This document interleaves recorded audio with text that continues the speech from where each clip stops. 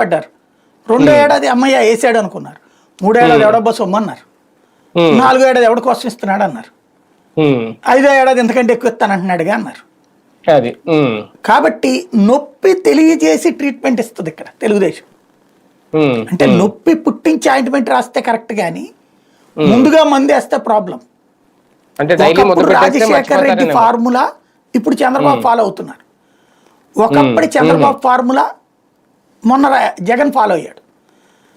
ఒకప్పుడు 99, 95, 2004 మధ్యలో రాబోయే రోజుల్లో ధరలు పెరగబోతున్నాయని ముందే సమీక్షించి ధరలు పెరగకుండా చూసేవాడు చంద్రబాబు నాయుడు.